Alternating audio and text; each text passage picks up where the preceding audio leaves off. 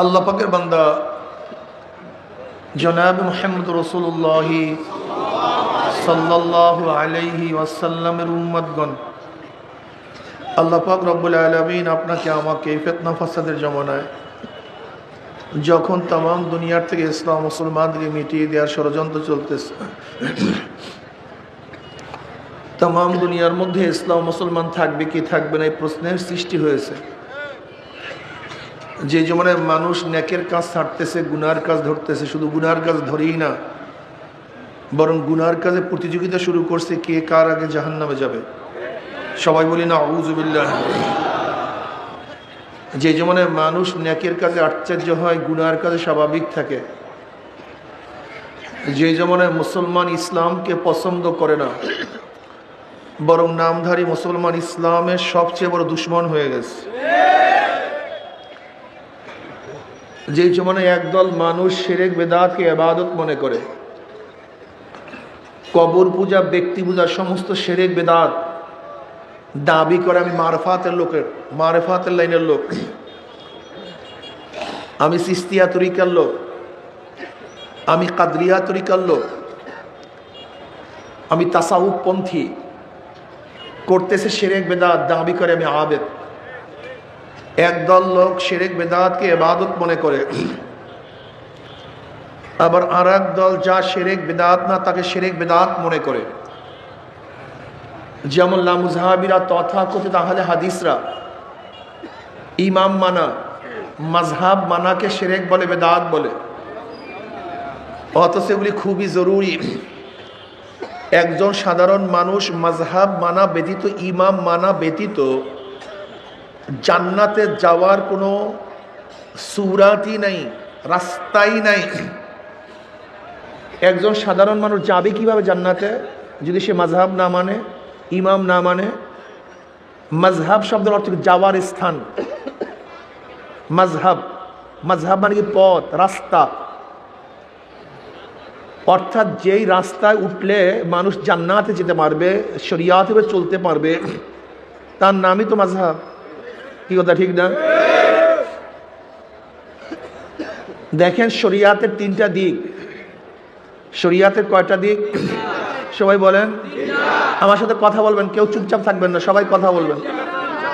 শরিয়াতের কয়টা দিক? জাহিরি আমলের সাথে সম্পৃক্ত এলেমকে ইলমুল ফিকহ বলা হয়। জাহিরি নামাজ, রোজা, হজ, যাকাত, মুআমালাত, এই সমস্ত সংক্রান্ত বিষয়ে যে এলেম, সেই এলেমকে কি বলা হয়? ইলমুল ফিকহ। ইমানের সাথে, বিশ্বাসের সাথে, আকীদার সাথে এলেমকে ইলমুল আকায়েদ বলা হয় বা ইলমুল কালাম। আপনার ইমান কিভাবে আনবেন, কিসের উপরে বিশ্বাস করলে ইমান থাকবে, কিসের বিশ্বাস করলে ইমান থাকবে না, এই সমস্ত বিষয় সম্পর্কে যে এলেমটা, সেই সমস্ত এলেমকে বলা হয় ইলমুল আকায়েদ, ইলমুল কালাম। আকায়েদের নাম ইলমুল কালাম হওয়ার কারণটা কি? আকায়েদের মধ্যে, বিশ্বাসের মধ্যে সমস্যা সৃষ্টি হয়েছিল প্রথম আল্লাহ পাকের কালাম গুণকে কেন্দ্র করে। আমরা বলি না কোরআন আল্লাহর কালাম? কি বলি?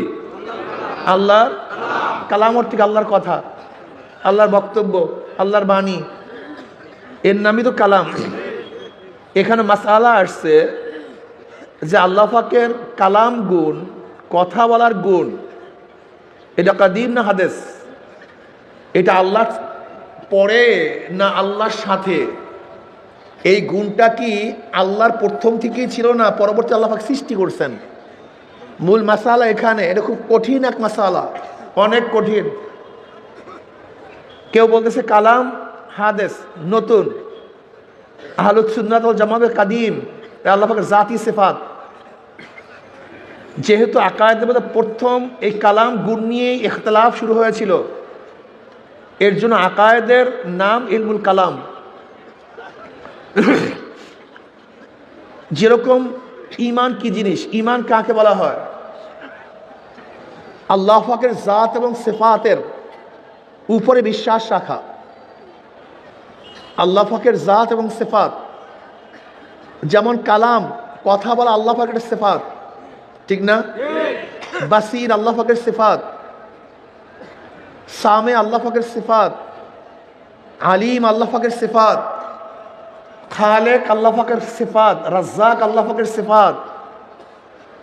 অর্থাৎ আল্লাহ পাকের গুণে তাকে গুণান্বিত করা এবং তার সমস্ত গুণের সাথে তার অস্তিত্বকে মানা।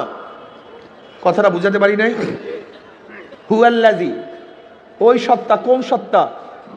হুয়াল ওয়াজিবুল ওজুদ আল মুস্তাজিবুল জামি সিফাতিল কামালিয়া, সত্তাকে, আল্লাহকে, যিনি সব সময় তার অস্তিত্বের উপরে আছেন পরিপূর্ণ গুণের সাথে। কিসের সাথে? পরিপূর্ণ গুণ নিয়ে যে সত্তা সব সময় অবস্থানের মধ্যে আছেন তিনি হলেন আল্লাহ। কথাটা বুঝাতে পারি না? দেখেন আল্লাহ পাকের এক গুণ বাসির। আল্লাহ পাক দেখেন, আমাদের গুণ বাসির, আমরাও দেখি। এই দুই দেখা গুণের মধ্যে পার্থক্যটা কি? আমরাও দেখি, আল্লাহ পাকও দেখেন। আমাদের দেখা গুণটা নাকেস, অপূর্ণ। আল্লাহ পাকের দেখা গুণটা পূর্ণ। যেমন আমরা এক সময় দেখতাম না, এখন দেখি। এখন দেখি, এক সময় দেখবো না। আলোতে দেখি, অন্ধকারে দেখি না। কাছে দেখি, দূরে দেখি না। সজাগ অবস্থায় দেখি, ঘুম অবস্থায় দেখি না। কিন্তু আল্লাহ পাকের দেখা গুণটা কেমন পূর্ণ! তিনি আগেও দেখতেন, এখনো দেখেন, ভবিষ্যতেও দেখবেন। তিনি আলোতেও দেখেন, অন্ধকারেও দেখেন, কাছেও দেখেন, দূরেও দেখেন। তাহলে আমাদের গুণটা অপূর্ণ, আল্লাহ পাকের গুণটা পূর্ণ। অর্থাৎ আল্লাহ পাকের যতগুলি গুণ আছে সমস্ত গুণগুলি পূর্ণ, আর আল্লাহর বাহিরে যত গুণ আছে সমস্ত গুণ অপূর্ণ। আপনাকে অবশ্যই মনে রাখতে হবে, আল্লাহ পাকের প্রত্যেকটা গুণ তার সাথে সম্পৃক্ত। কোনো অবস্থাতেই আল্লাহ পাকের গুণ তার থেকে আলাদা হয় না। কি কথা ঠিক না? এবং আল্লাহ পাকের প্রত্যেকটা গুণ তার প্রথম থেকেই, এমন না যে পরবর্তীতে। এর জন্য আমরা বলি আল্লাহ পাকের প্রত্যেকটা গুণ কাদিম, প্রথম থেকেই, পুরান, নতুন কিছু না। এই কালাম নিয়েই অনেক ইখতিলাফ, অনেক মতনৈক্য, যেদিকে আমাদের যাওয়ার জরুরত নাই, দরকার নেই। তাই ইমানের সাথে সম্পৃক্ত এলেমকে ইলমুল আকায়েদ বলা হয়। ইমান কি জিনিস? আমানতু বিল্লাহি ওয়া মালাইকাতিহি ওয়া কুতুবিহি ওয়া রুসুলিহি ওয়াল ইয়াউমিল আখির। রসুলকে আল্লাহর প্রদত্ত একজন বার্তাবহক, এইটা মানার নামও ইমান। যদি আল্লাহকে মানেন, আপনি রসুলকে না মানেন, তাহলে আপনার ইমান থাকবে না। আবার রসুলকে রসুলের প্রত্যেকটা গুণের সাথে মানতে হবে। যদি রসুলকে তার গুণকে বাদ দিয়ে মানেন, তাহলে আপনার ইমান থাকবে না। উদাহরণস্বরূপ, খুব ভালো মতো বোঝার চেষ্টা করবেন। নবীদের মৌলিক দুইটা গুণ আছে। কয়টা গুণ? সমস্ত নবীরা নবী এবং মাসুম, তারা নিষ্পাপ। নবী আদম আলাইহিস সালাতু ওয়াস সালাম নবী এবং নিষ্পাপ।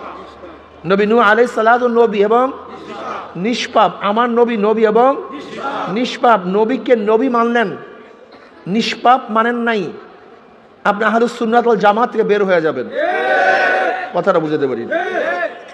নবীকে নবী মানছেন, কিন্তু কি মানেন নাই, আপনি আহলুস সুন্নাত ওয়াল জামাত থেকে বের হয়ে যাবেন। শুধু নবীকে নবী মানলেই হবে না, নবীরা মাসুম এই কথাও মানতে হবে। কথা ঠিক আছে না? আমার নবী নবী, নিষ্পাপ এবং শেষ নবী। দেখেন, নবী নূহ আলাইহিস সালাতু ওয়াস সালাম নবী, নিষ্পাপ, কিন্তু শেষ না। নবী ইব্রাহিম আলাইহিস সালাতু ওয়াস সালাম নবী, নিষ্পাপ, কিন্তু শেষ না। নবী ঈসা আলাইহিস সালাতু ওয়াস সালাম নবী, মাসুম, নিষ্পাপ, কিন্তু আমার নবী নবী, নিষ্পাপ এবং সবাই কথা বলে নাই। কিন্তু কি আপনি তো পুরো খাতা মুড়া দিয়ে ঘুমাই রয়েছেন, ঘটনা কি? কথা বলেন। আমার নবী নবী, নিষ্পাপ এবং কেউ যদি নবীকে নবী মানেন, নিষ্পাপও মানছেন, কিন্তু আমার নবীকে শেষ নবী মানেন নাই, এই গুণে গুণান্বিত করেন নাই, আপনি মোমেন না কাফের? একেবারে ক্লিয়ারলি কাফের। শুধু নবীকে নবী মানলে হবে না, নবীর যে আমার নবীর যে গুণ, তিনি শেষ নবী, এই শেষ নবী তার একটা গুণ, এইটা মানতে হবে। যদি নবীকে নবী মানেন, মাসুম মানেন, শেষ নবী না মানেন, তাহলে আপনি কাদিয়ানিরা আমার নবীকে নবী মানে কি মানে না? কথা বলে না কেন? মাসুম মানে কি মানে না?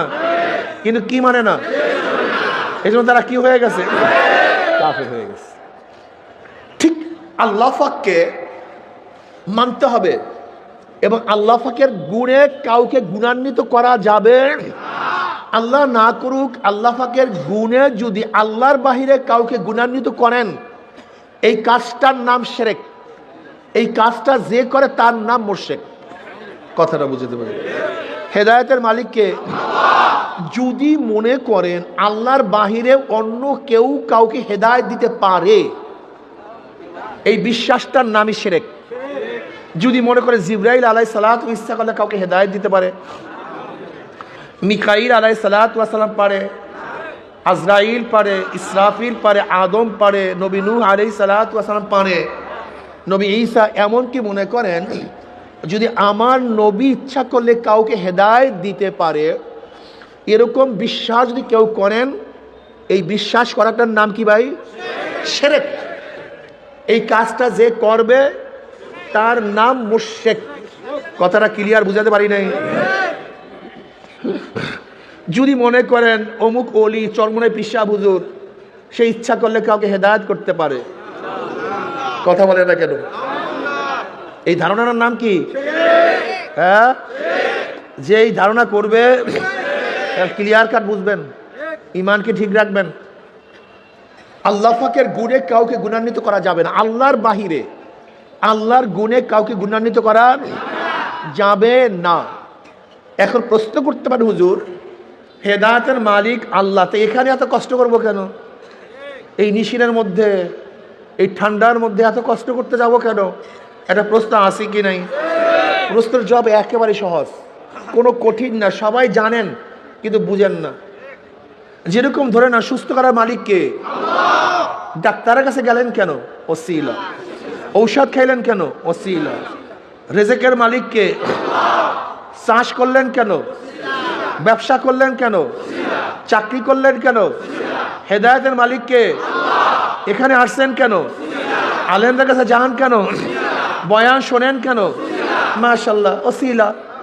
আর আল্লাহ পাকের নিজামটাকে ওয়ালান তাজিদা লিসুন্নাতিল্লাহি তাবদীলা, এটা আল্লাহ পাকের নিজাম, নিয়ম।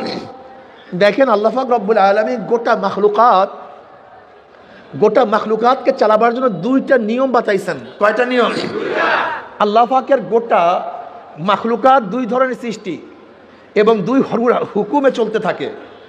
একটা আওয়ামেরে তাকবীনি আর একটা আওয়ামেরে তাশরীঈ। আওয়ামেরে তাকবীনি সৃজন, আল্লাহ পাকের সৃষ্টিকুল, আল্লাহ পাক কিভাবে চালান, আসমানকে আল্লাহ পাক কিভাবে উঠাইছেন, সূর্যকে আল্লাহ পাক কিভাবে চালাইতেছেন, তারকাগুলোকে আল্লাহ পাক কিভাবে সেটিং করছেন, বাতাসকে আল্লাহ পাক কিভাবে শীতের দিন উত্তরে নেন, গরমের দিনে দক্ষিণে নেন, জোয়ারের সময় এত বিপুল পরিমাণের পানি সাগরের মধ্যে কিভাবে ফ্লো সৃষ্টি করে, এর পাম্পিং কে করে, এর প্রেসার কে দেয়। কথাটা বুঝতে পারি, বিশাল ব্যাপার স্যাপার না? আল্লাযী খালাকা সাবআ সামাওয়াতিন তিবাকা মা তারা ফি খালকির রহমানি মিন তাফাউত ফারজিল বাসারা হাল তারা মিন ফুতুর সুম্মা রজিল বাসারা কাররাতাইনি ইয়ানকালিব ইলাইকাল বাসারু খাওয়াসিয়াও ওয়া হুয়া হাসির। আল্লাহ পাক তফকায় আসমানগুলিকে কিভাবে সৃষ্টি করেছেন, হাজারো মাসালার মধ্যে আছে, এগুলি কিভাবে আল্লাহ পাক চালান।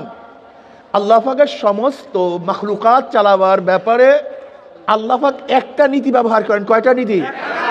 কোন বলেন? কি? ফাইয়াত কোন। আসমানকে বলছে কোন, ওট, আসমান জায়গা বলতে সেট হয়ে গেছে। আল্লাহুল্লাযী রাফা'আস সামাওয়াতি বিগাইরি আমাদিন তারাউনাহা, ওই সত্তা যিনি এত আসমানকে, এত বড় আসমানকে বিনা খুঁটিতে উঁচা করিয়া ফেলাইছে, যা তোমরা দেখতে আস। দুনিয়ার চেয়ে 13 লক্ষ গুণ বড় সূর্যটাকে আল্লাহ কিভাবে চালাতেছেন, এই চালাবার পদ্ধতিটা কি? কোন চল ধাম ধাম চলতেছে। এতগুলি তারকাকে আল্লাহ পাক কিভাবে সেটিং করছেন বলেন? কিভাবে? কথা বলেন একসাথে, ভালো লাগে। এরা কি জাহেল টাহেল নাকি? একসাথে না বললে তো বয়ান হবে না। পদ্ধতি কি? কোন বাস কাজ শুরু হয়ে গেছে, ঠিক না? এগুলো আওয়ামের তাকবীনি, যেগুলো কুনের আওতাদিন, কুনের আওতাদিন, ঠিক না? আর আওয়ামের তাশরিঈ, আওয়ামের তাশরিঈ বা তাকলিফি। তাশরিঈ বলা হয় ওই সমস্ত আহকাম, নিয়ম, যে আহকামগুলি আল্লাহ পাক রব্বুল আলামিন নবীদের মাধ্যমে তার বান্দাদের উপর নাযিল করেন, প্রেরণ করেন। যে আহকামগুলি মানা এবং না মানা সম্পূর্ণ বান্দাদের ইচ্ছা। কাদের ইচ্ছা? বান্দা ইচ্ছা করলে মানতেও পারে, এখানেই মাসালা খুব কঠিন। বান্দা ইচ্ছা করলে মানতেও পারে, বান্দা ইচ্ছা করলে নাও মানতে পারে। যদি আদেশগুলি মানে এবং বান্দা নিষেধগুলি অমান্য করে না মানে, তাহলে বান্দা কি হয়ে যায়? মোমেন, মুত্তাকিন, আবিদিন, সলিহিন, কানিতিন, ওলি, গাউস, কুতুব, বিভিন্ন আওসাফ, বিভিন্ন গুণানে গুণান্বিত হয়ে বান্দা জান্নাতে চলে যায়। আবার আদেশ সমূহ যদি বান্দা পালন না করে আর নিষেধ সমূহ যদি বান্দা বর্জন না করে, বান্দা কাফের, মুশরিক, জালেম, ফাসিক, মুনাফিক, বিভিন্ন গুণে গুণান্বিত হয়ে বান্দা জাহান্নামে চলে যায়। এই হুকুমগুলির নাম কি? শরীয়ত। বলেন কি? এগুলি কাদের মাধ্যমে নাজিল হয়েছে? আপনার কথা না বললে কিন্তু এই জাহেলের সামনে বয়ান করবো না ভাই। এই আপনি ওরম বলছেন, গাই মিয়া ঠিক মতো বল, এটা ক্লাস চলতেছে, ঠিক মতো বল। সবাই জেহান ঠিক করেন। কাদের মাধ্যমে নাজিল হয়েছে? কাদের উপরে নাজিল হয়েছে? হ্যাঁ, নবীদের উপরে। খুব ভালো বয়ান হয়েছে নাম্বার। কাদের উপরে নাজিল হয়েছে? এগুলি মানা এবং না মানা কাদের ইচ্ছা? কাদের ইচ্ছা? সম্পূর্ণ বান্দাদের ইখতিয়ার, সম্পূর্ণ বান্দার ইচ্ছা। বান্দা ইচ্ছা করলে মানতেও পারে, ইচ্ছা করলে নাও মানতে পারে। যদি বান্দা মানে তাহলে জান্নাত, না মানলে জাহান্নাম। কথা ঠিক না? এই শরিয়াতের তিনটা সাইড, যেই কথাটা বললাম এই মাত্র। বাহ্যিক আমলের সাথে সম্পৃক্ত এলেমকে ইলমুল ফিকহ বলা হয়, বিশ্বাসের সাথে এলেমকে ইলমুল আকায়েদ বলা হয়, আর বাতিনি আমলের সাথে, গোপন আমলের সাথে সম্পৃক্ত এলেমকে ইলমে তাসাউফ, ইলমে বাতেন, ইলমে মারিফাত। কথা ঠিক না? এইগুলি বলা হয়। এগুলি সবই শরিয়াতের অংশ। কিসের অংশ? ফিকহ, আকীদা, তাসাউফ, এগুলি সব কিসের অংশ ভাই?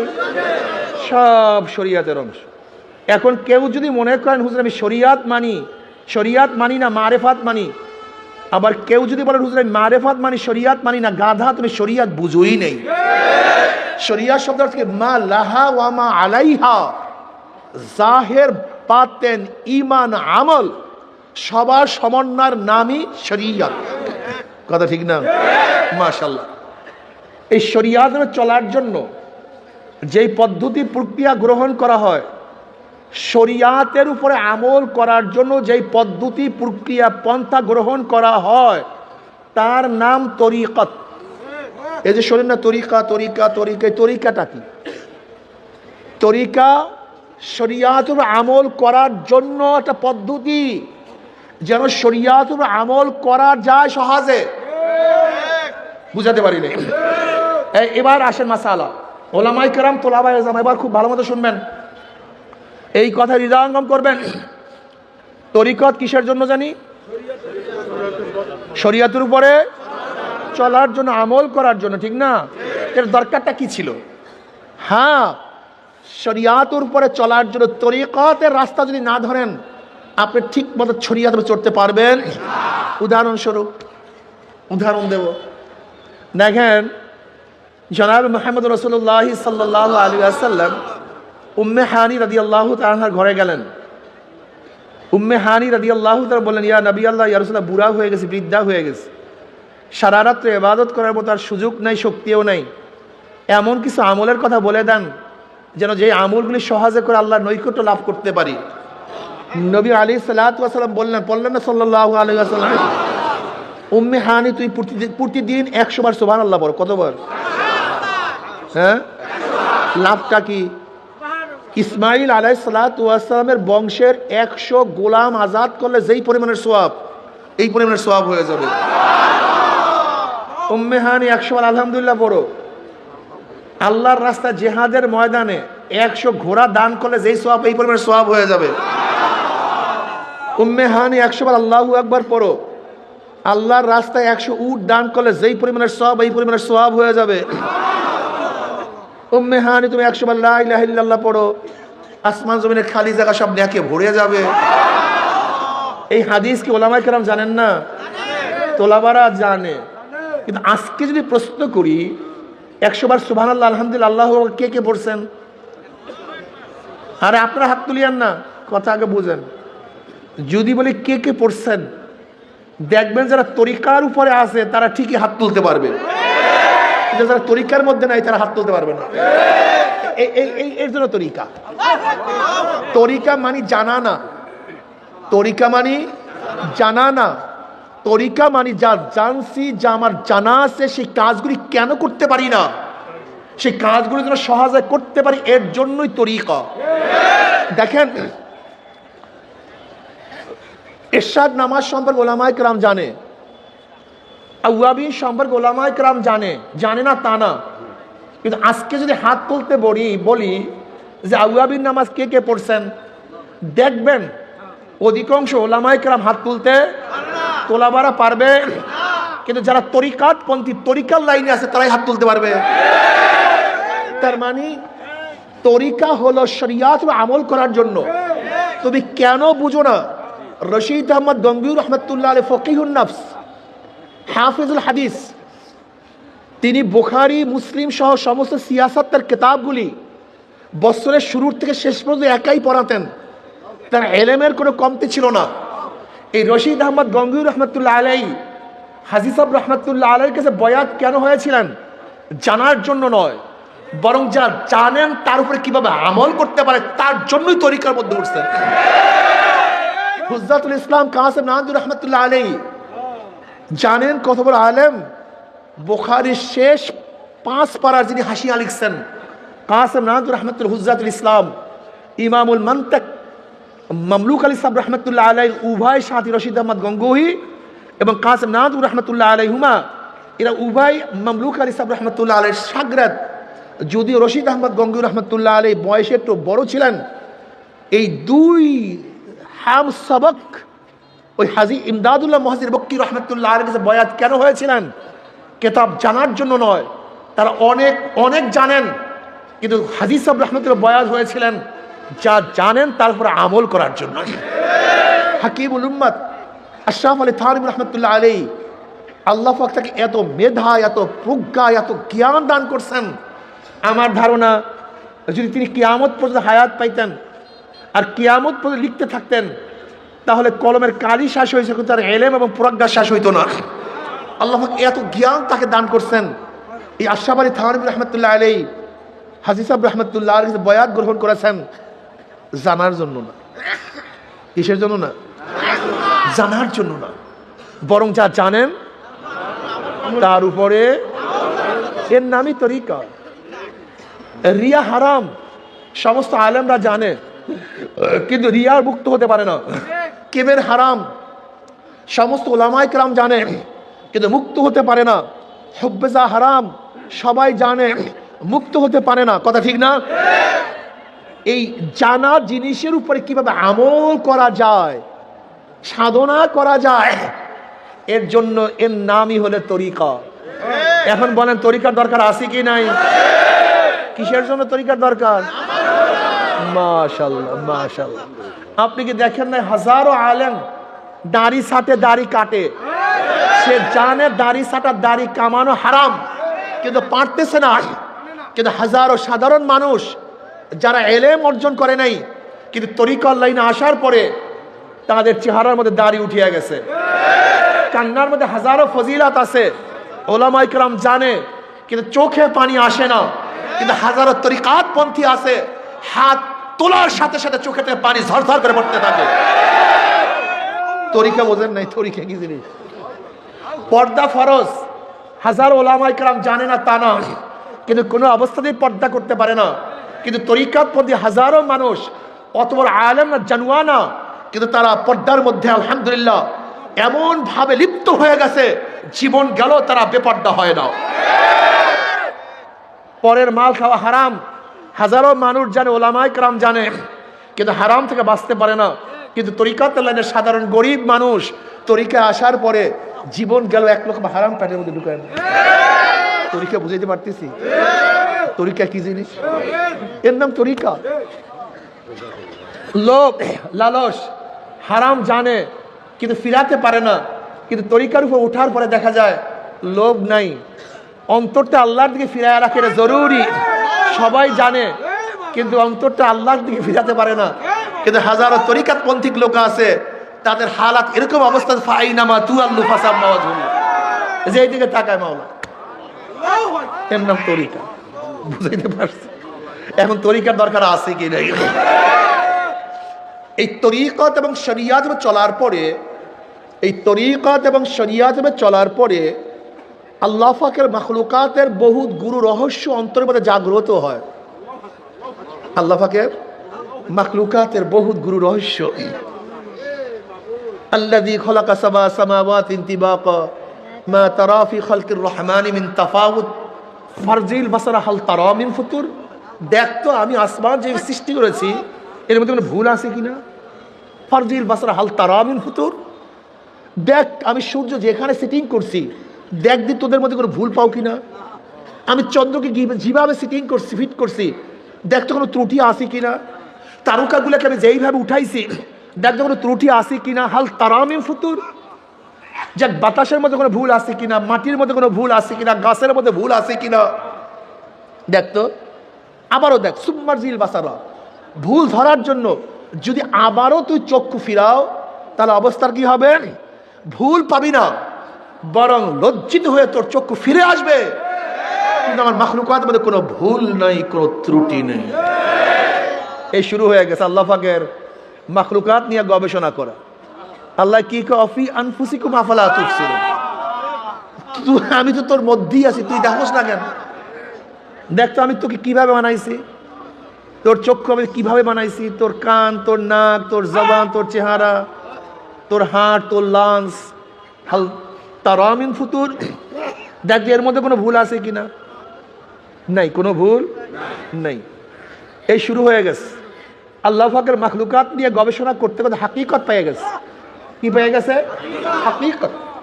এইটার নাম হাকিকত। তরিকত, শরিয়ত, হাকিকত।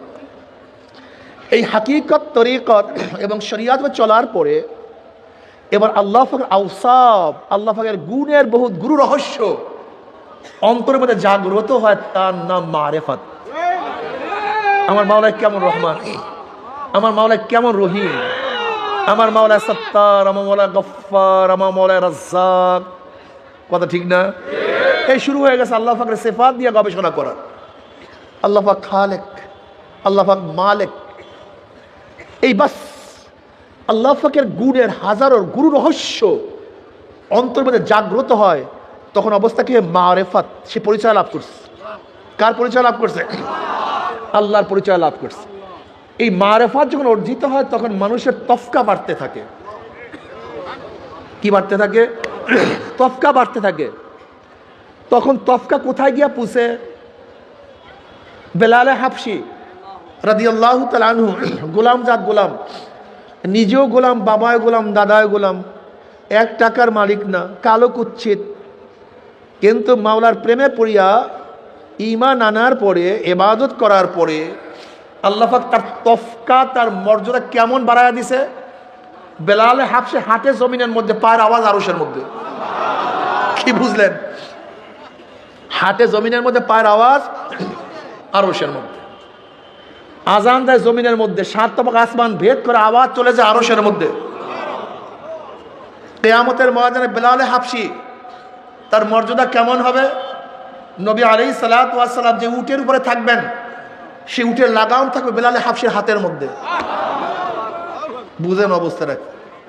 বেলালে হাফসি একজন গোলাম, কিন্তু অর্ধজাহানের বাদশাহ হযরত ওমরুল খাত্তাব রাদিয়াল্লাহু তাআলা যখন সম্বোধন করতেন, সাইয়্যিদুনা বেলাল, আমাদের সর্দার, আমাদের নেতা বেলাল, অথচ গোলাম।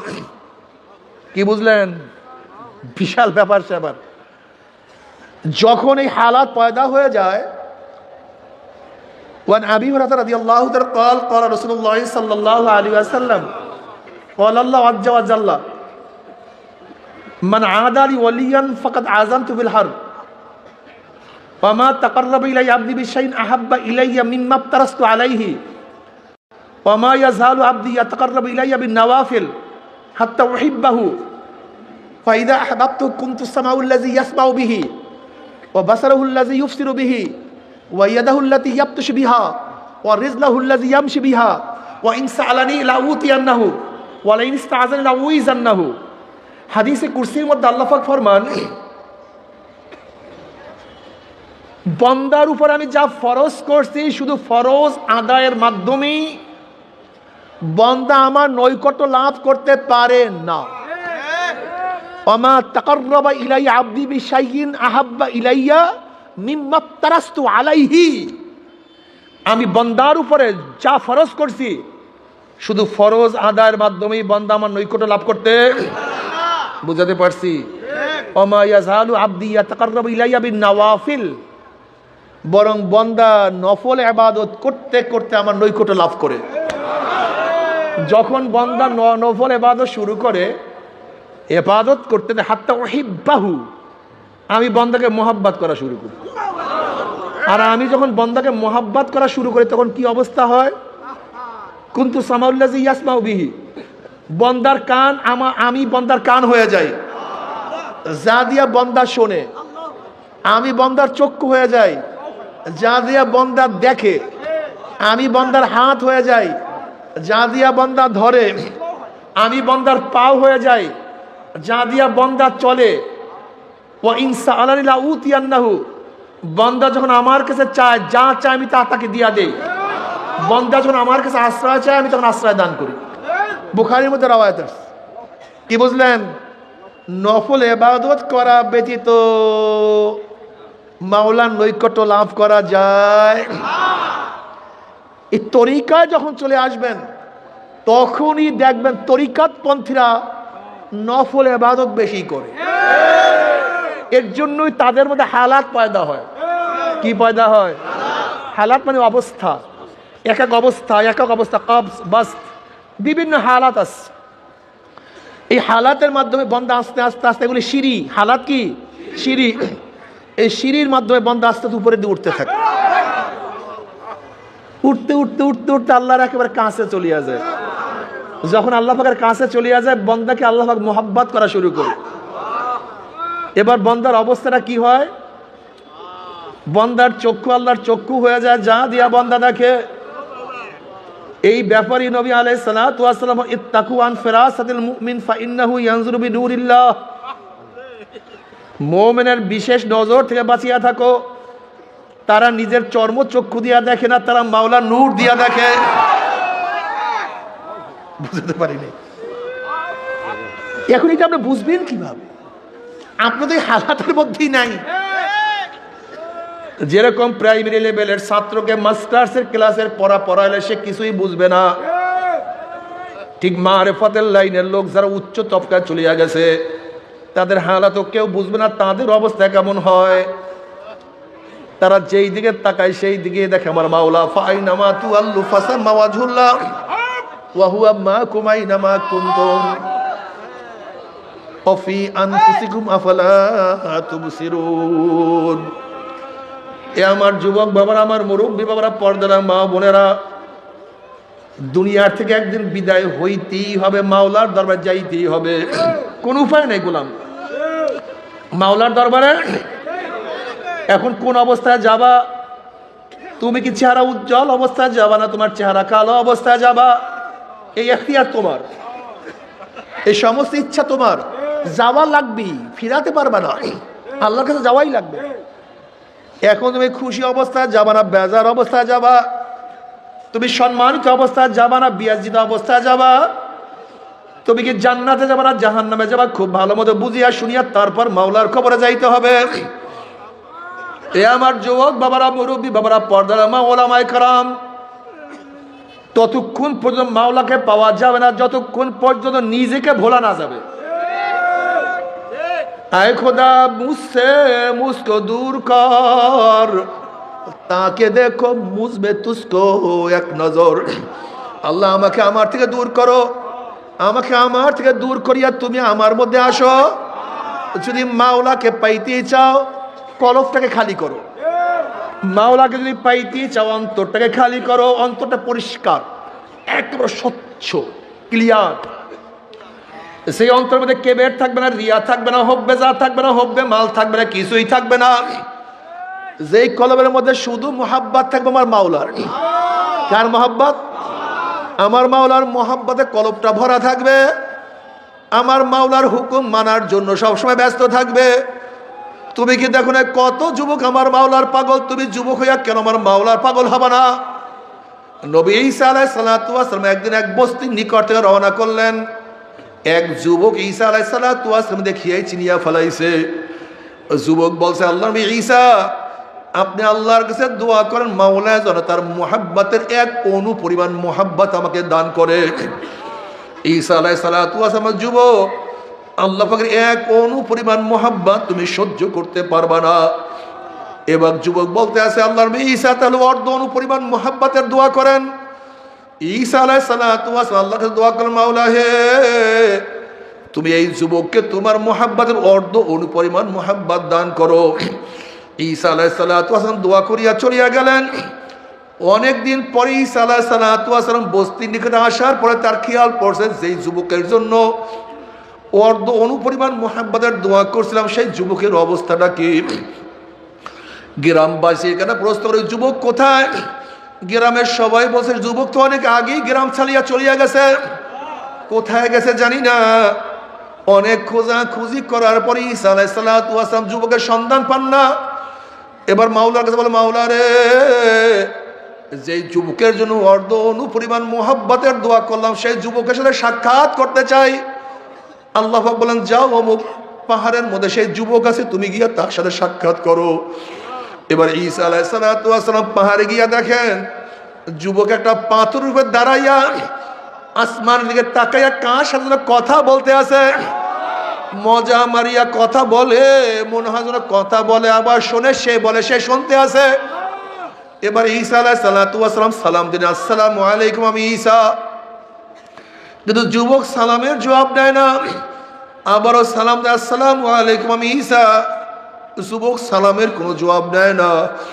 আবার বলে, আসসালামু আলাইকুম, আমি ঈসা। যুবক সালামের জবাব দেয় না। এবার আমার মাওলা ডাক দিয়ে বলে, ঈসা রে,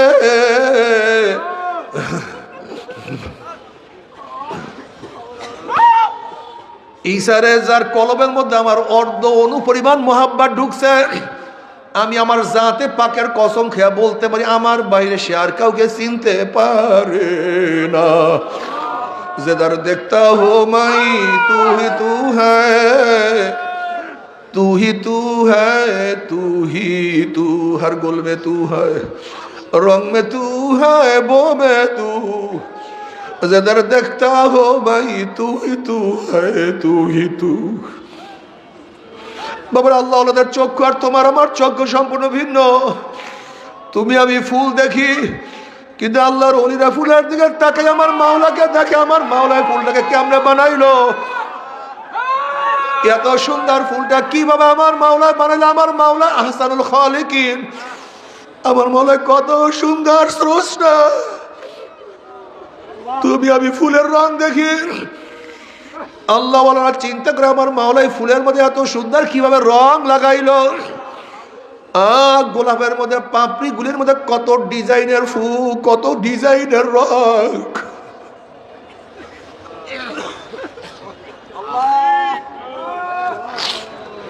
এক এক ফুলের মধ্যে এক এক ডিজাইন, কে এত ডিজাইন করলো।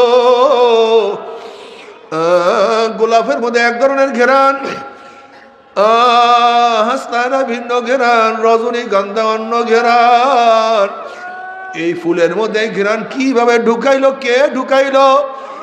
এত সুন্দর তুমি আমি ঘেরান নেই, এখানে মাওলার পরিচয় পাই না, ঘেরান নিয়ে আনন্দিত হই। আর আল্লাহ ওয়ালারা ফুল হাতে নিয়ে চিন্তা করে আমার মাওলা हर वारा के दफ्तरी इस्मारे फाते किरदेगार बाबारे তোমার চক্ষু আর আমার চক্ষু, আল্লাহ ওয়ালাদের চক্ষু এক না।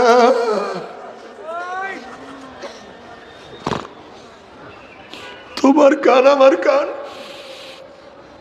আর আল্লাহ ওয়ালাদের কান তো এক না। আল্লাহ তুমি আমি শুধু পাখির শব্দ শুনি, পাখির আওয়াজ শুনি, আর আল্লাহ আওয়াজের মধ্যে আমার মাওলার জিকিরের আওয়াজ পায়।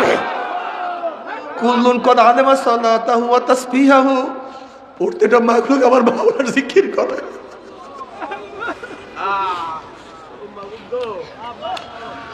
তুমি আমি শুধু পাখির শব্দ পাই, আর আল্লাহ শব্দের মধ্যে আমার মাওলার জিকিরের আওয়াজ পায়।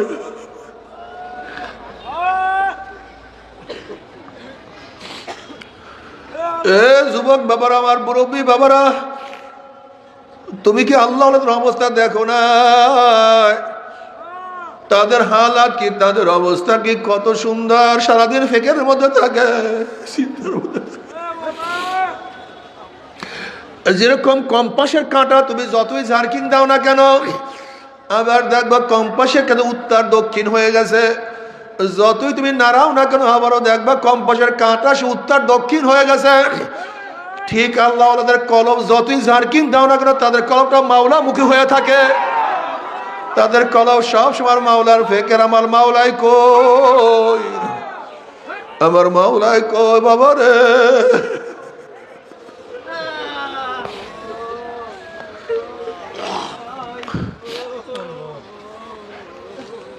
যারা আমার মাওলাকে মহব্বত করতে পারবা, আমার মাওলাকে ভালোবাসতে পারবা, তাদের দুনিয়ায় মজা, আখিরাতেও মজা। তুমি কি দেখো না, জুন্নুন মিস্ত্রি রহমাতুল্লাহ আলাইহি একদিন কাবা শরীফে ঢুকিয়া দেখা খাম্বার কাছে এক ব্যক্তি একেবারে জীর্ণ শীর্ণ অবস্থায় পড়ার শব্দ করতে আছে। জুন্নুন মিস্ত্রি রহমাতুল্লাহ আলাইহি গিয়া তাকে সালাম দেন, আসসালামু আলাইকুম, তুমি কে? তিনি সালামের জবাব নিয়ে বলতে আছেন, আমি একজন আশিক, প্রেমের বিরহ বেদনা আমার এই অবস্থা, প্রেমের যন্ত্রণা আমি এই অবস্থায় হালাতে পড়িয়া আছি। এবার ওই ব্যক্তি জুন্নুন মিস্ত্রি রহমাতুল্লাহ আলাইহি বলেন, তুমি কে? বলে আমিও আশিক। এই কথা শোনার সাথে সাথে ওই ব্যক্তিরা চিল্লান মারলেন, চিল্লান মারিয়া দুনিয়া থেকে বিদায় হয়ে গেছেন। জুন্নুন মিস্ত্রি রহমাতুল্লাহ আলাইহি চিন্তা করলেন, কি হইল, আল্লাহ ফাকরি কি খেলা? এবার জুন্নুন মিস্ত্রি রহমাতুল্লাহ তার জন্য কাপড়ের কাপড় আনার জন্য রওনা করলেন। কাপড়ের কাপড় নিয়ে আসার পরে দেখে সেই ব্যক্তি আর সেখানে নাই। এবার জুন্নুন মিস্ত্রি রহমাতুল্লাহ সুবহানাল্লাহ, ব্যক্তি কোথায় গেল? এবার গায়েব থেকে আওয়াজ আসলো, ফি মাকআদে সিদকিন ইনদা মালিকিন মুক্তাদির। হে জুন্নুন মিস্ত্রি, আমার এই বন্দাকে বহুত কিছু আকর্ষণ করার চেষ্টা করছে, দুনিয়ায় বারবার ধরার চেষ্টা করছে, দুনিয়ার রৌনক তাকে আকৃষ্ট করার হাজারো চেষ্টা করছে, কিন্তু কিছুতে তাকে আকৃষ্ট করতে পারে না। আমার মোহাব্বতে পড়িয়া জীর্ণ শীর্ণ অবস্থায় পড়িয়া আছে, আর সারাদিন কলবের মধ্যে আমার মোহাব্বতের যন্ত্রণা নিয়েই পড়িয়া থাকতো। এখন তুমি তাকে জানাজা পড়াবার জন্য, কাপড়ের কাপড় পরাবার জন্য আনছো। আমি সেই সুযোগ আর দুনিয়ার কাউকে দেখি নাই, সে তো এখন আমার দরবারে চলে আসছে। বাবার আশিকরা যেই অবস্থায় থাকে সেই অবস্থায় তাদের মজা।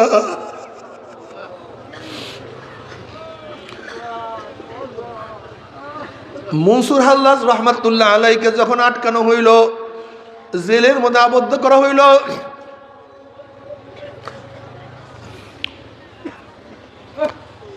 আল্লামা শিবলি রহমাতুল্লাহ আলাইহি তার নিকট থেকে রওনা করলেন। এবার শিবলি রহমাতুল্লাহ আলাইহি বললেন, মনসুর, মোহাম্মদ কাকে বলে? মনসুর হাল্লাজ রহমাতুল্লাহ আলাইহি বললেন, না, আজকে আমি জবাব দেব না, আগামীকাল জবাব দেব। মনসুর হাল্লাজ রহমাতুল্লাহ আলাইকে যখন পরের দিন শুলে চড়াবার জন্য নিয়ে যাওয়া হইতেছিল, তখন জুনায়েদ রহমাতুল্লাহ আলাইকে ডাকিয়া মনসুর হাল্লাজ রহমাতুল্লাহ আলাই বললেন, ও জুনায়েদ, তুমি গতকালকে প্রশ্ন করেছিলাম মোহাম্মদ কাকে বলে? শোনো, গতকালকে আমি প্রশ্নের জবাব দেইনি, আজকে মোহাম্মদের সংজ্ঞা শুনো। মোহাম্মদের স্টার্টিং প্রথম ইফতেদা হলো জ্বলন, কলিজার মধ্যে জ্বলন সৃষ্টি হয়।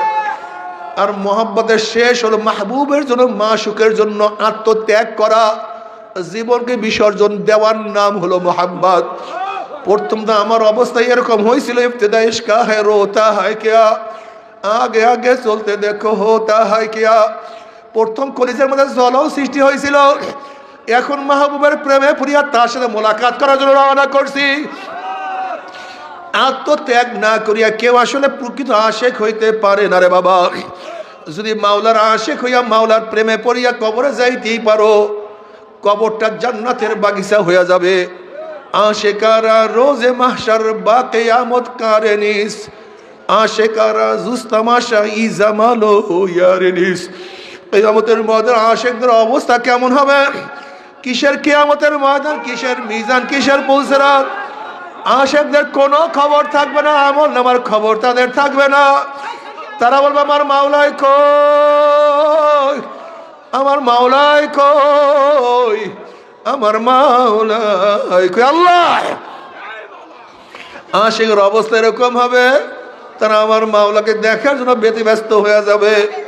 আমার মাওলার প্রেমে এমন ভাবে মত্ত হয়ে যাবে, এক সেকেন্ডের মধ্যে পুসরাত পাড়ি দিয়ে আমার মাওলার জান্নাতে চলিয়া যাবে। জান্নাতের মধ্যে জান্নাতীরা আনন্দ ফুর্তির মধ্যে লিপ্ত হয়ে যাবে। আল্লাহ পাক ডাক দিয়ে বলবে, হে জান্নাতীরা, আমি তোমাদের সাথে যে ওয়াদা করছিলাম সেই ওয়াদা কি পালন করছি নাকি? তখন জান্নাতীরা বলবে, মাওলা হে, তুমি যে ওয়াদা করছো তার চেয়ে কোটি কোটি গুণ বেশি নিয়ামত আমরা পেয়ে গেছি, কিন্তু একটা ওয়াদা এখনো পালন করো নাই। তখন আল্লাহ পাক ফেরেশতারা নূরের পর্দা সরাইয়া দেয়। যখন 70,000 নূরের পর্দা সরাইয়া দেওয়া হবে, প্রত্যেকটা জান্নাতে ভিড়া ভিড়ি ধাক্কা ধাক্কি প্রত্যেক জায়গাতে আমার মাওলাকে দেখিয়া ফেলাইবে। আমার মাওলাকে দেখার সাথে সাথে সমস্ত জান্নাতের সেজদার মধ্যে পড়িয়া যাবে। এক সেজদার মধ্যে কোন রওয়ায়াতের মধ্যে আছে 40,000, কোন রওয়ায়াতের মধ্যে আছে 70,000 বছর কাটিয়া যাবে, হুশ নাই। মাওলার দিদার কি যে মজা!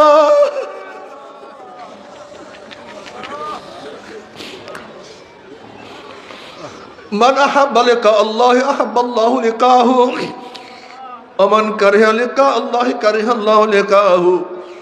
যারা আমার মাওলার সাথে সাক্ষাৎ করার জন্য অপেক্ষায় থাকে, আগ্রহ করে আমার মাওলা তাদের সাথে সাক্ষাতের জন্য অপেক্ষায় আছে। আর যারা আমার মাওলার সাথে সাক্ষাৎ করতে চায় না, আমার মাওলা কপাল পরার সাথে সাক্ষাৎ দিবে না। ও যুবক বাবারা, মুরব্বী বাবারা, যদি কিছু দেখতে চাও, আমার মাওলাকে দেখার জন্য পাগল হইয়া যাও। আমার মাওলায় কি যে মজা! আল্লাহ তোমাকে একটা নজর দেখার তৌফিক দিয়ে দিই। আমার মাওলায় কি যে মজা! আল্লাহ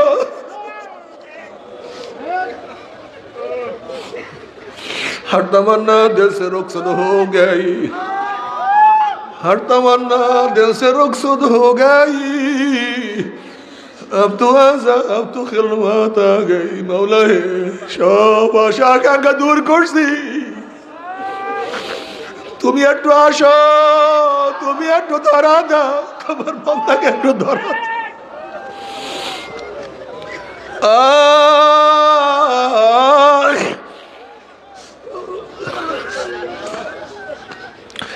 বাবারে মাওলার প্রেমে পড়িয়া যাও, কি যে মজা, কি যে মজা, কি যে মজা!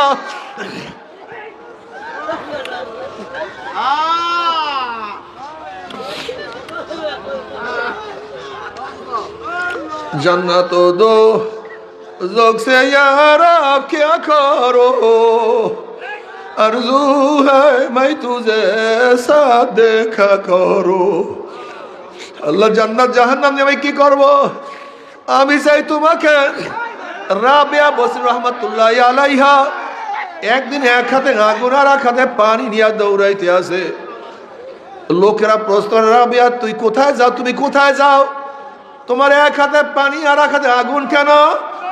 রাবিয়া বসরি রহমাতুল্লাহি আলাইহা বলেন, আমি আগুন দিয়ে মাওলার জান্নাতকে জ্বালাইয়া দেব আর পানি দিয়ে আমার মাওলার জাহান্নামকে নিভাইয়া দেব। আমি দেখবো লুবির দলেরা কিসের আশা আমার মাওলার ইবাদত করে, আমি দেখবো ভিতর দলেরা কিসের ভয়ে আমার মাওলার ইবাদত করে। আমার মাওলার প্রেমে পড়িয়া তোরা আমার মাওলার ইবাদত করে না। আল্লাহ বলে কলবের মধ্যে তোমার মোহাব্বত দিয়ে দাও, মাওলা তোমাকে ধরা কোনোদিন সম্ভব না। যেরকম বাচ্চা ওয়া ওয়া ওয়া ওয়া করে, কিন্তু মা দুধ না দিলে বাচ্চা ইচ্ছা করে মায়ের দুধ পান করতে পারে না। ঠিক বন্দার কাজ হলো ওয়া ওয়া আল্লাহ আল্লাহ আল্লাহ, ওরে মাওলাকে ডাকো আল্লাহ, মাওলাকে শুধু ডাকো আর মাওলাকে ডাকতে থাকো। যেরকম মায়ের বুকের সাথে বাচ্চার আওয়াজের মধ্যে এমন সম্পর্ক, বাচ্চা যখন ওয়া ওয়া ওয়া ওয়া করতে থাকে, মাওলার মোহাব্বত মায়ের মোহাব্বত আমার জোশ মারা শুরু করে।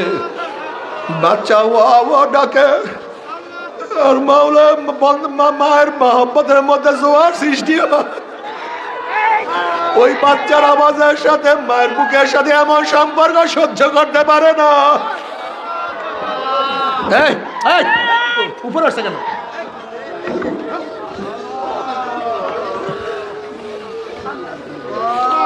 বাচ্চার আওয়াজ এত মারাত্মক, বাচ্চার আওয়াজ মা সহ্য করতে পারে না। বাচ্চা যখন করে হাত পাওয়া চার পাঁচার গাইতে থাকে, ওইদিকে মায়ের বুকের মধ্যে টন টন টন টন টন টন শুরু করে ব্যথা শুরু হইতে থাকে। যদি বাচ্চার সাথে মায়ের এরকম কানেকশন হইতে পারে, আমার মাওলা তো মায়ের সে 1000 গুণ বেশি মোহাব্বত করে বান্দাকে।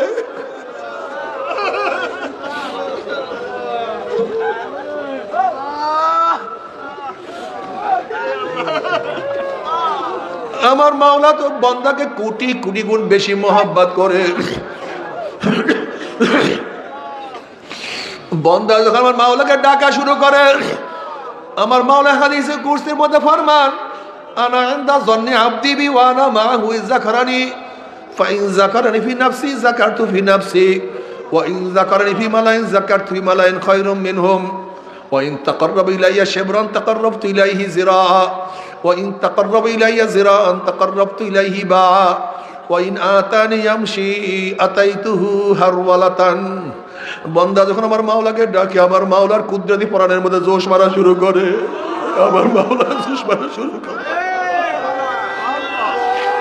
যখন বান্দা ডাকে আল্লাহ, আমার মাওলা ডাক দিবে লাব্বাইকা আবদি, বান্দা তুই বল আমি তোর কাছেই আছি। ওয়ানা মাহু ইয যাকারানি, বান্দা তুই যখন জিকির করে আমি তখন তার সাথী হইয়া যাই। আনা জালিসুম মান যাকারি, বান্দা তুই যখন জিকির শুরু করিস আমি তখন কুদরতি তোর পাশে বসিয়া যাই। বান্দা তুই কি দেখো না, তুই যখন আমার দিকে হাঁটিয়া হাঁটিয়া আসতে থাকো, আমার রহমত দৌড়াইয়া গিয়া তোকে কোলের মধ্যে টানিয়া নেয় রে বান্দা। বান্দা কই? ওরে বান্দা তুই আমাকে কেন ডাকো না? বান্দা তুই আমার কাছে কেন আসো না? ও বান্দা তুই আমাকে কেন সেজদা করো না? বান্দা আমি কি অন্যায় করলাম? বান্দা আমার সামনে কেন দাঁড়াও না রে? বান্দা আমি কি অন্যায় করলাম? ও বান্দা তুই আমার হুকুম কেন মানো না রে? বান্দা বান্দা রে, বান্দা আমি কি কালামে পাকের মধ্যে বলি নাই, কুল ইয়া ইবাদি আল্লাযিনা আসরাফু আলা আনফুসিহিম লা তাকনাতু মির রাহমাতিল্লাহ ইন্নাল্লাহা ইয়াগফিরুয যুনুবা জামিআ। বান্দা তুই শিরক করছো, কুফরি করছো, অন্যায় অবিচার করছো, জুলুম করছো, হাজারো গুনাহ করছো, পাহাড় সমতুল্য গুনাহ করিয়া ফেলাইছো, সাগরের পানি পরিমাণ গুনাহ করছো। ওরে বান্দা গোটা দুনিয়ার গাছের পাতা পরিমাণ গুনাহ করছো রে বান্দা, কিন্তু আমার রহমতের চেয়ে বেশি গুনাহ করতে পারো নাই। ওরে বান্দা তোকে ধাক্কাইতে শয়তান জাহান্নামের কিনারায় নিয়ে গেছে। বান্দা ওই জাহান্নামের কিনারার থেকে আমি মাওলাকে ডাক দে আল্লাহ, ওই জাহান্নামের কিনারা থেকে আমাকে ডাক দে আল্লাহ। বান্দারে জাহান্নামের কিনারার থেকে আমি মাওলাকে আল্লাহ বলিয়া ডাক দিলে আমি তোর হাত খানা খপ করে ধরিয়া ফেলাবো, আমি তোকে ধরিয়া জান্নাতে নিয়ে যাবো রে বন্ধু।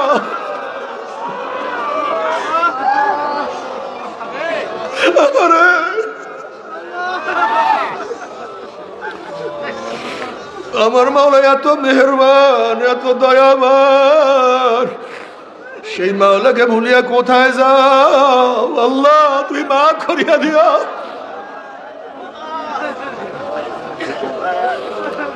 ও চরমুনায় মুজাহিদরা, যারা মুজাহিদ হইছ, মুরিদ হইছ, খবরদার নফস এবং শয়তান কিন্তু পাবে। নফস এবং শয়তান ধরিয়া বসবে, তোমাকে গ্রাস করিয়া ফেলাইবে, নিজেদের মধ্যে বিশ্বাস সৃষ্টি করবে, নিজেদের মধ্যে কলহ সৃষ্টি করবে, মানামানির অভাব থাকবে, সহ্য করতে পারবা না। ও মুজাহিদ তুমি খেয়াল করো, প্রথম যখন মুজাহিদ ছিলাম তখন কলবের হালত কত সুন্দর ছিল। প্রথম যখন তুমি মুরিদ হয়েছিল তখন তোমার কলবের হালত কত সুন্দর ছিল। একটু চিন্তা করিয়া দেখো কি যে তখন কলমের মজা, সেই অবস্থা এখন আর নাই। আল্লাহ মাফ করিয়া দেয়।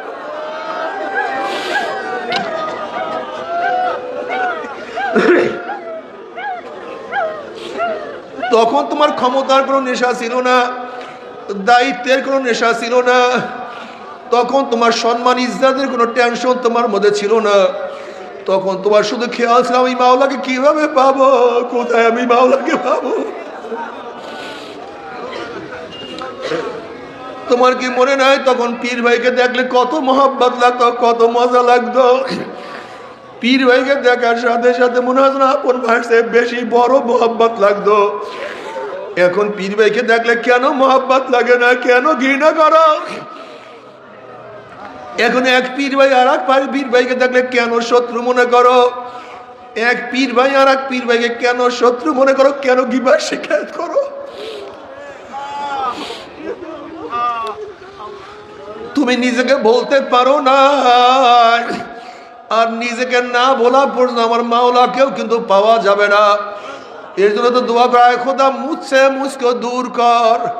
আল্লাহ আমাকে আমার থেকে দূর করিয়া দাও। আমি কে যেন আমি না জানি, আমি কে আমার যেন খবর না থাকে। শুধু আমি জানি আমি তোমার গোলাম, আমি তোমার মাখলুক, আমি একটা গুনাহগার, আমি একটা নাফরমান, আমি একটা জালেম, আমি একটা জাহান্নামের কীট হয়ে গেছি। তুমি যে সেই জাহান্নাম থেকে আমাকে না বাঁচাও, আমি বাঁচতে পারবো না। ও আমার মুজাহিদ বাবারা, তোমাদের কলম সে আগের মতো নাই। তুমি খেয়াল করিয়া দেখো, নতুন মুজাহিদ যখন হয়েছিল তখন কলমের হালত কত সুন্দর, কত পরিষ্কার।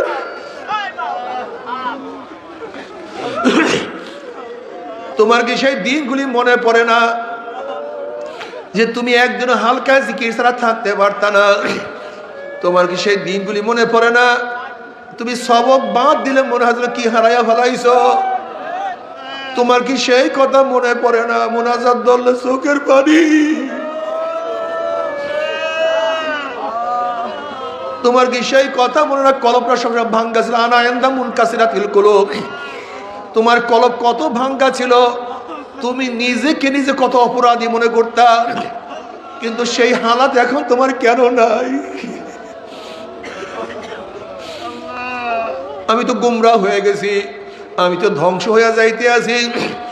আমার এই সমস্ত দায়িত্ব ভাই তো কিছু না, যদি মাওলাকে না নিয়ে কবরে যায় আমার তো উপায় থাকবে না। আল্লাহ না করুক তরিকার যে জিম্মা আমার উপর আসছে যে আমি আদায় না করি, তা আল্লাহর কাছে কি জবাব দেব? এত বড় জিম্মা আমি তো আদায় করতে পারলাম না, আগে তোমার কাছে জিম্মা আসলে তুমি কত বিপদ মনে করতা, এখন নিজেরা লবিন করিয়া তারপর জিম্মা নাও, ক্ষমতা নাও। আরে তুমি দিন বোঝো না,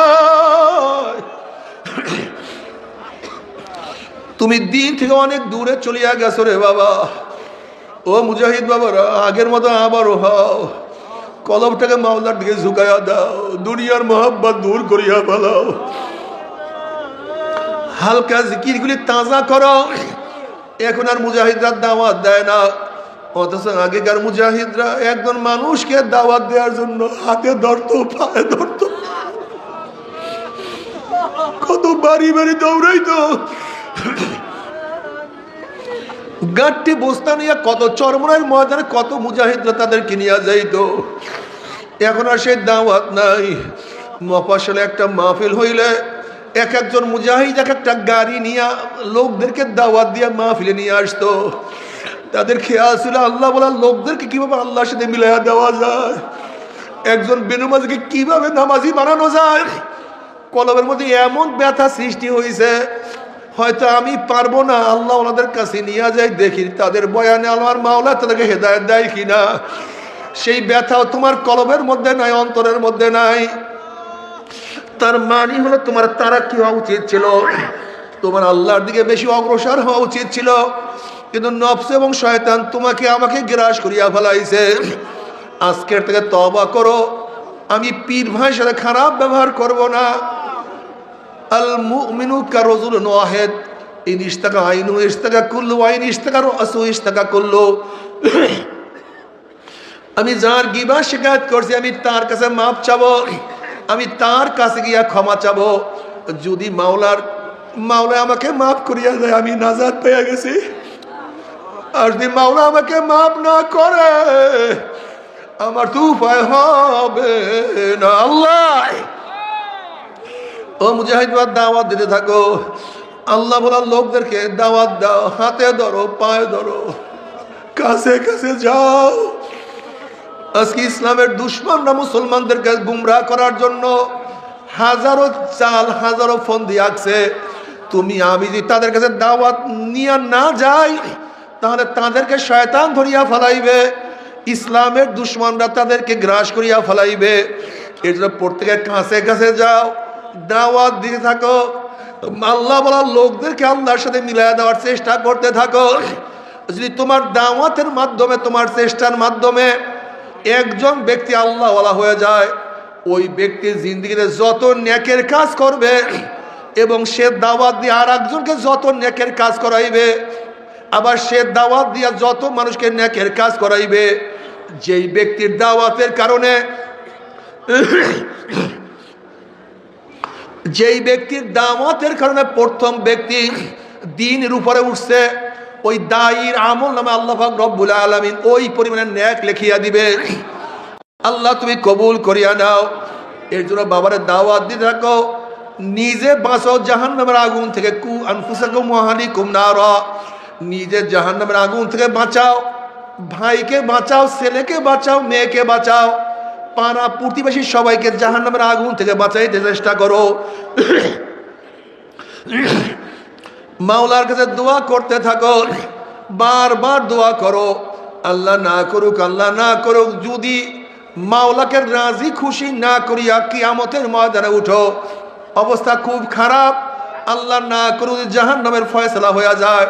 তুমি কি জানো না জাহান্নামের মধ্যে, জাহান্নামে যে একটা জামা পরাইয়া দেওয়া হবে, পোশাক পরাইয়া দেওয়া হবে।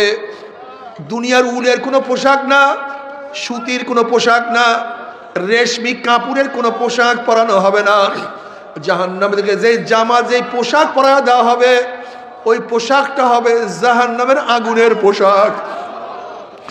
যখন জাহান্নামের আগুনের পোশাক পরাইয়া দেওয়া হবে, জাহান্নামী দুই হাত দিয়া পোশাক ছেঁড়ার চেষ্টা করবে, ব্যর্থ চেষ্টা করবে, পোশাক ছেড়তে পারবে না, সহ্য করতে পারবে না। ওই পোশাক জাহান্নামের গায়ের গোশত চামড়া পুরাইয়া সব সারকার করিয়া ফেলাইবে। আল্লাহ তুমি আমাদের সবাইকে মাফ করিয়া দাও। তবে মুমিন মুসলমান বলতে সবাই মনে চায় গুনার থেকে ফিরিয়া নেক আমল করিয়া মাওলার জান্নাতে কিন্তু সময় নিয়ে যাইতে মনে চায়। গুনাহ নিয়া মাওলার জাহান্নামে কাউরি কিন্তু যাইতে মনে চায় না। কিন্তু কেনই বা আমরা নেক আমল করতে পারি না, কেনই বা গুনার কাম ছাড়তে পারি না? এর মূল কারণ হলো আপনার এবং আমার পিছনে নফস এবং শয়তান লাগিয়া রইছে। এই নফস এবং শয়তান থেকে ফেরার জন্য যে কোনো একজন হক্কানি আল্লাহর ওলির হাতে হাত দিতে হবে রে বাবা। খবরদার, বর্তমান জমানায় পীর মুরিদের নামে ভেজাল, ব্যবসা, দলাদলি, হিংসা, হাসাদে পরিণত হয়ে গেছে। সমস্ত আল্লাহর ওলির একমত, যেই পীরের 5 জন মুরিদের মধ্যে কমপক্ষে 3 জনকে দেখবা আলহামদুলিল্লাহ সুন্নাত মাহফিক আমল আখলাক মজবুত হয়ে যাইতে আছে, গুনার কাম ছাড়তে আছে, নেকের আমল ধরতে আছে, কলম নরম হইয়া চোখে পানি আসতে আছে। বিরিক্ষতর নাম কি, ফলে পরিচয়? আমি চরমোনাই বুঝি না, চরমোনের দাওয়াত প্রশংসা প্রচার প্রসার করার জন্য আসিনে রে বাবা। চরমোনাই যাওয়ার তোমার কোনো দরকার নাই, কোনো দরকার নাই, কোনো দরকার নাই। তুমি যার কাছে গিয়া পারো গুনার কাম ছাড়ো, নেকের আমল ধরো, কলম নরম করিয়া চোখে পানি নিয়া মাওলার কবরে যাইও। যেরকম দুনিয়ার ঘরে আগুন লাগলে পানি ছাড়া নিবানো যায় না, ঠিক তদ্রুপ তোমার আমার গুনার দ্বারা যে জাহান্নামের আগুন জ্বলিয়া রইছে, চোখের পানি ও সারা কিন্তু জাহান্নামের আগুন নিবানো সম্ভব না। আমার জন্য দোয়া চাই, আমিও দোয়া করি। সবাই সবার জন্য প্রাণ খুলিয়া দোয়া করো, যেন কিয়ামতের ময়দানে গলাগলি বাঁধিয়া মাওলা একসাথে জান্নাতে যাওয়ার তৌফিক দিয়া দেয়। আল্লাহুম্মা আমিন।